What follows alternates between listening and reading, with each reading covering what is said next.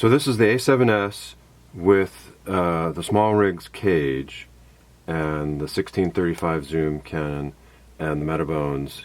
This is the EF E-mount T, and so we have this Smallrig adapter, and that replaces this. So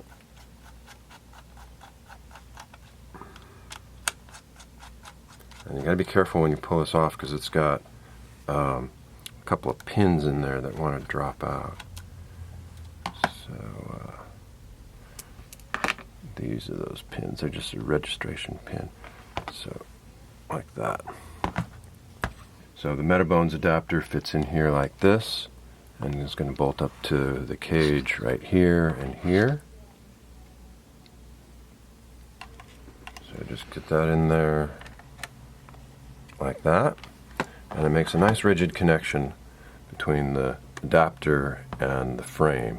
It takes the weight off the camera.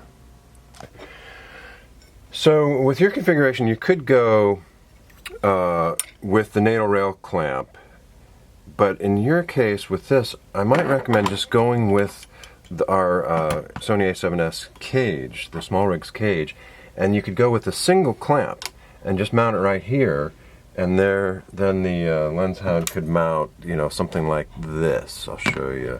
Put the rod here. Right. Something like that. Alright, so we've got the Lenzhound mounted up on a 15mm single clamp, and I've got a medium belt, and this seems like a pretty nice configuration, and I've also added the HDMI strain relief clamp that kind of bolts up right to the cage. Okay. So I've estimated where I want this to play with the balance locator as well. So I've got this on and I get this on, and so I want basically one hole hanging off the back here. Hold up, Sony. Yeah. One hole hanging off the back, like that. So on the bottom of the cage, you can see 1/4 20 holes, and I'm going to line it up basically like that. Okay. So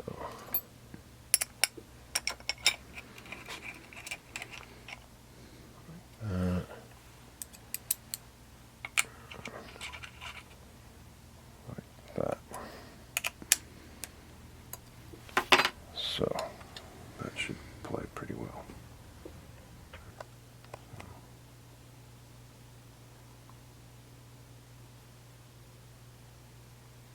Still a little back heavy, and maybe a little bottom heavy. Yeah, a little bottom heavy, so I need to go up just a hair. Okay, so here it is. This balances pretty well.